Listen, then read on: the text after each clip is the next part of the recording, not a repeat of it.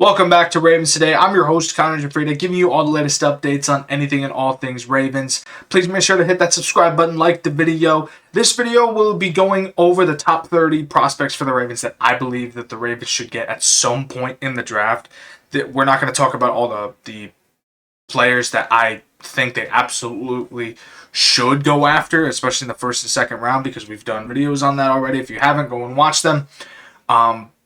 But this will be a top 30 prospect video because we are officially single-digit days away from the NFL draft. One of the most exciting times of the year for football because we get to see the prospects. We get to see which player will be a Raven and the impact that they will have on the team. So I love that this time of year. And we got to go over some more top 30 prospects that could be a real underdog signing for the Ravens and a real legitimate player star for the Ravens, and if that makes sense. But first up, we got some prospects in terms of the offensive line position. I've mentioned a few before that the Ravens should definitely go after. Ione is one of those guys that I've mentioned many times that the Ravens need to pursue. But here's another one for you. Max, I mispronounced his last name. I apologize. Ian Anchor, offensive tackle from Arizona State. 2023 had 6 games for 5 starts. 2024, 14 starts for all of the games that he played.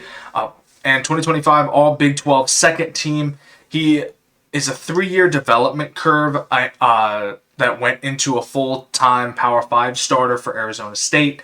Held up the Senior Bowl after a rough start. Known for length, movement, still refining technique traits that need to be polished. This would be more of a developmental piece for the Ravens. He wouldn't be a day one starter. But here's where I get a little bit hesitant here. Mind you, he did pick up and was able to get the ball rolling a lot in the Senior Bowl. But the fact that he struggled, after all the PTSD we have as Ravens fans have definitely seen from our offensive line, especially in right guard Daniel Vallely, where it was just one of those scratch your head moments where why would we get a guy that struggled so hard in the Senior Bowl and did not develop at all and just struggled throughout his NFL career.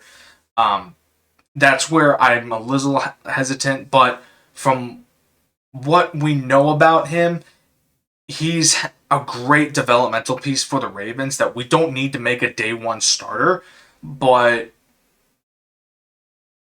we need day one starters. I feel like that this would still be a great add-on for the Ravens, but it wouldn't be a first or second. I would say more along the lines of a day 3 or 4 pick. And mind you, I'm still suffering just from what our offensive line put us through. We all know, as Ravens fans, guys, we all have suffered greatly from the offensive line.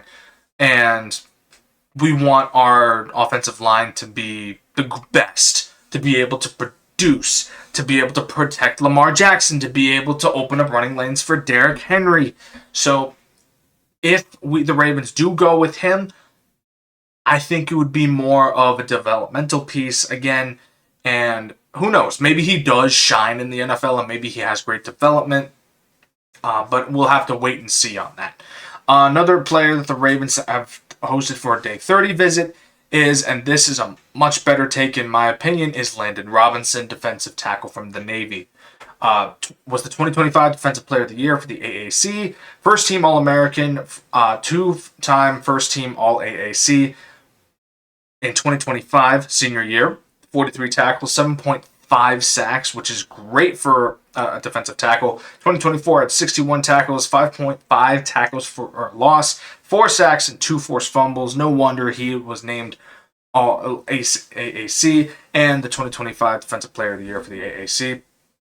He has a high sack production for an interior guy, consistent year-over-year growth for him, known as a freak athlete in Navy program circles. He isn't a sleeper production. He's just undersized, if that makes sense. That's the only thing. But mind you, we have taken guys before that are undersized. Anais Peebles is a great example who have proved themselves even when they're undersized and been able to, be a guy that can definitely be a diamond in the rough character. So with him, I feel like that this could definitely be a great signing for the Ravens, specifically because he can produce. He was a defensive player of the year for the AAC while playing for Navy, and I like the way that his his sack levels have been producing from 2024 to 2025, where he went from 4 sacks in 2024 to 7.5 sacks in 2025. It's just, I really feel like that this would be a great signing for the Ravens. I'm not saying this will be a first or second round pick, mind you.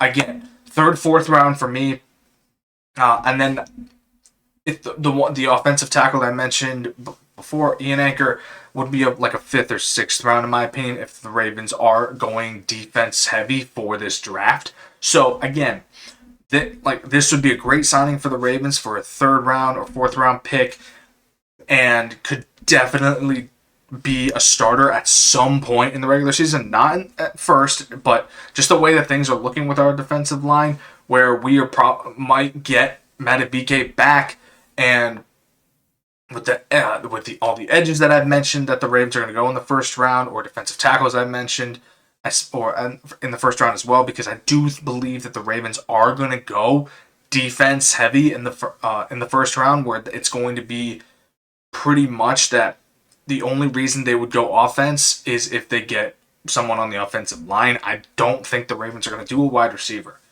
in that first and second round, but again, we'll have to wait and see.